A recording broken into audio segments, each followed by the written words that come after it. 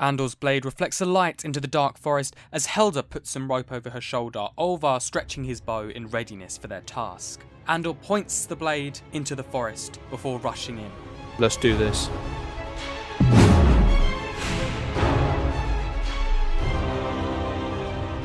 The terrain is hard, with roots bridging gaps and rocks in the very dense forest. Andor leads the way while Helda helps Olvar keep up.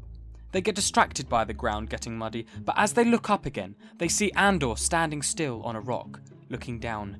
They run up to him to see what he is looking at, and are left speechless by the sight of a giant bird-like footprint, big enough to collect a large amount of water. Now that's a very large chicken. The fuck are you on about? That's a monster, not a chicken. Please, Olvar. Is as much animal as a chicken or us. You calling me an animal? Maybe I'll figure that out later. He smirks as Olvar laughs in the background. Shut up, you idiot. Let's find this creature. They leap over the footprint and continue following the rest of them until they reach a mountain. There they stop to study their surroundings as the tracks start to fade. They notice a smell of rotting flesh close by, indicating a nest. Let's just head back home already. Can't stand the stench anymore. Ugh. No. The stench is good. What is wrong with you, man? It tells us we are close. Olvar looks confused at Helda, and she just smiles and shrugs. He indicates for them to follow as they start climbing the mountain. They get to a small opening that they could view into a cave from. There are dead animals and bones all over. Without warning, the ground starts to shake as something big moves closer to the mountains. Surprised by this, Olvar falls over to the ledge, but Andor and Helda grab him by the hands just in time. He panics as the sound gets louder and closer. Whatever you do, don't piss yourself. He says, slightly joking, slightly not.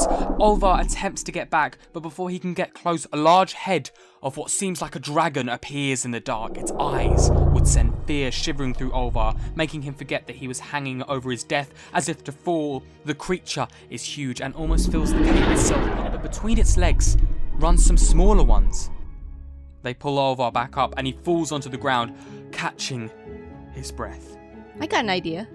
They bind the rabbits by their legs with the long rope that Helda was carrying and throws them into the entrance of the cave. The large beast is resting, but it catches the attention of the small one.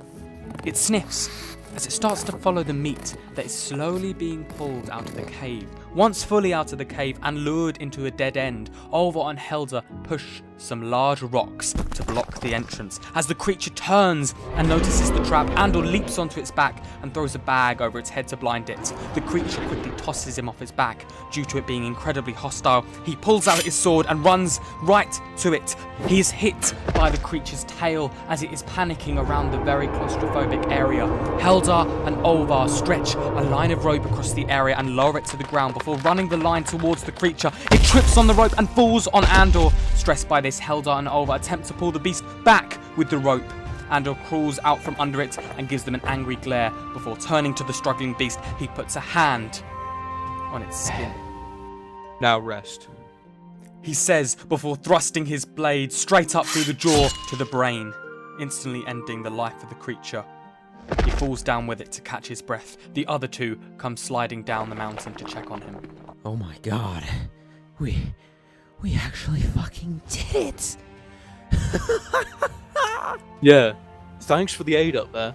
I thought you liked the lady on top. Sadly, this lady had a very cruel end, but it should be enough to feed the district for a while.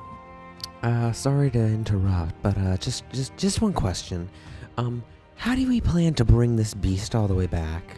They look at each other confused for a moment, then Helda pulls out her axe and starts chopping at the beast.